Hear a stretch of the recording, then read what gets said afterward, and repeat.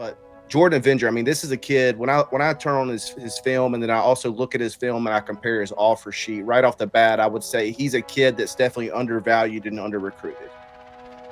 And this is the perfect fit for a Bill Belichick run system, defensive system scheme, someone would say. In my opinion, he plays both sides of the ball. I didn't actually know this when I was looking into him, but Trevor told me before we got on this episode, and I promise I'll leave enough for you to talk about Trevor, is that Arkansas, brother, killing it. Arkansas recruited him to be a running back. So, and you'll see this. If you turn on this film, he's a true athlete.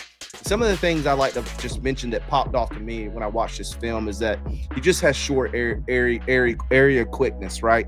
If he notices something and it's near him, he's there. He makes the read and he makes the play. Agility seems to be off the charts. Something that I really value a lot when I'm looking at film, definitely on the defensive side of the ball from the linebacker position, is the ball tracking ability. It's just really jumps off at you when you watch his film. And I think, really a lot of the national scouting guys nailed it. I kind of felt the same thing when I was watching his film, that his best fit would be at the Mike position.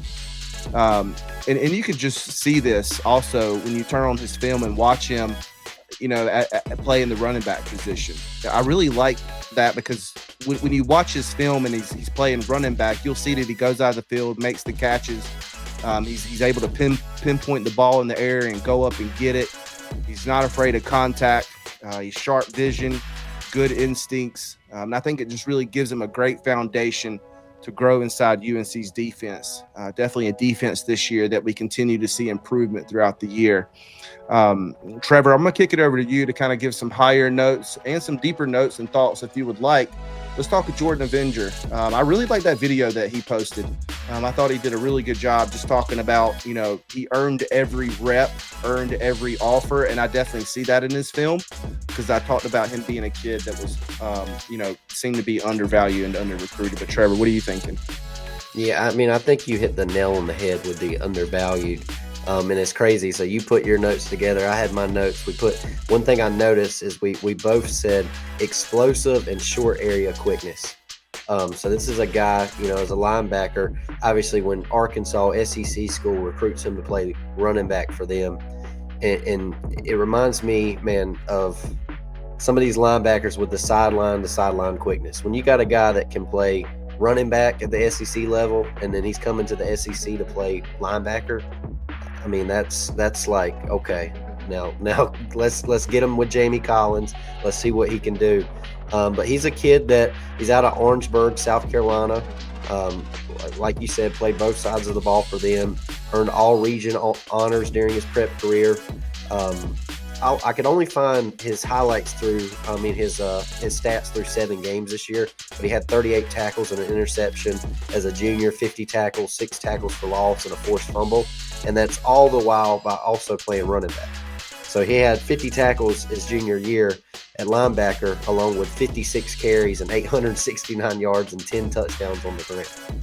So this guy was doing, putting up numbers on both sides of the ball. And Caleb, that's a very good point, because Said did.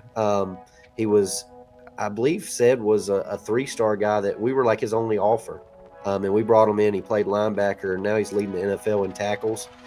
We also had, of course, we brought him in as a quarterback, but Chaz Surratt, and then we turned him into a pretty daggone good linebacker too. So these skill position guys that are good enough to play both sides of the ball and play, that's what you want at the linebacker position, man. And he also put numbers up as a receiver, and a lot of times they lined him up out wide. So he's got really good hands for a linebacker especially, but I would say this is the type of kid, just like you said, man, very, very under-recruited, a guy that I can see, I don't know as a freshman how much you see him playing and starting at linebacker. Hopefully he gets in there, works hard enough, shows enough that he can, but I can see him instantly making an impact on special teams with just his athletic profile and his ability. Yeah, one thing I was thinking about as I was going through this list today was it'd be interesting to how many players, get those snaps their first year. I think definitely that the transfer portal, has set in and players are able to transfer automatically, or instantly, right, and be eligible automatically. I guess I should say is that you're not seeing more and more freshmen play now, right? They can go up and shore up a position if they feel like a team is young at a position, right? They can go and get a more veteran player out of the transfer portal. But Bill didn't show that. While he did go get veteran guys, if some people were in proving themselves in practice, he wasn't scared, to play them.